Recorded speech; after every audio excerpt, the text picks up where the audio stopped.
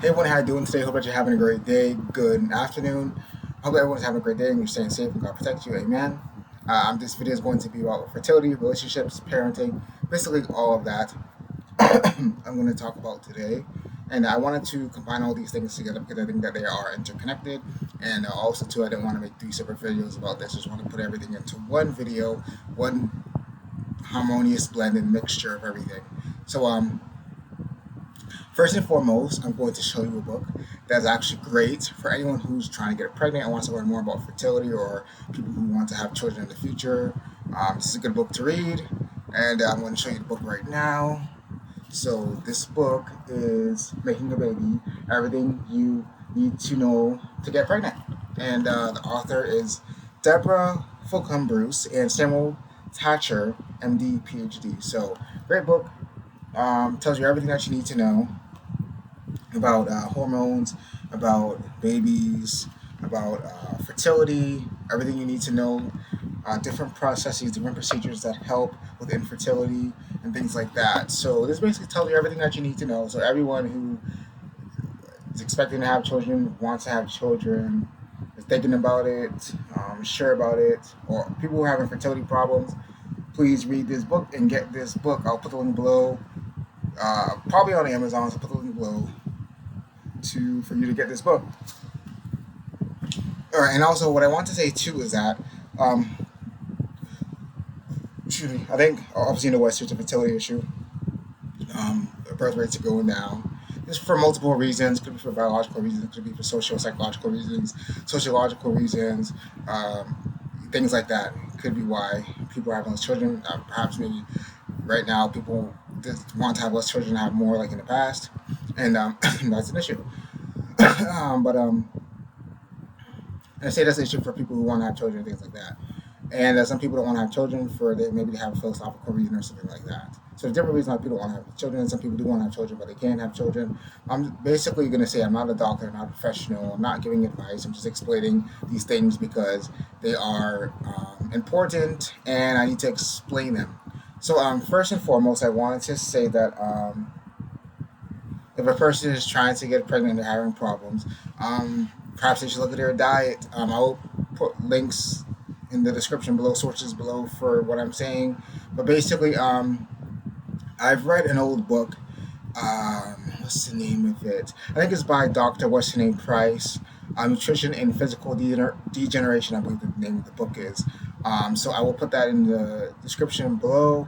And basically, Dr. What's her name Price studied indigenous people and their diets and realized that when indigenous people started to eat certain foods, they had fertility problems over time. So perhaps maybe a better diet richer in certain vitamins and minerals may help. Perhaps too much stress in life can cause fertility problems. I know for men, man may have erectile dysfunction, or men may have issue with abnormalities with their sperm or something like that. Women may have issues with the menstrual cycle and other issues like that. So, it's always good to see if you're a woman, see a gynecologist. If you're a man, to see a urologist, see what's going on. Just work together with your partner, with your wife, or to see if there's anything that can be done to improve and also correct fertility problems. Also, I wanted to say too. I also wanted to say this that motherhood is very important. It's very special. So is fatherhood. But if a woman can't have children, that doesn't, or she doesn't want to have children, it doesn't mean that she's a bad person or that she's less than a person who has children or less than a mother. So, I just want to put that out there. So if I think if a man is married to a woman and they try to have children, they can't have children. They should still love their wife and be with them and help them, things like that. Everybody can't have children. It's just a fact of reality. Also, even in the animal kingdom, that issue affects some animals. Mammals too. Some animals have fertility problems. But I think the best thing people should do is try to fix the problems. If there are any problems, try to fix them. So, for example, if a man has a erectile dysfunction, then there are medications like Viagra, Cialis, things like that, and there are also herbs people can take.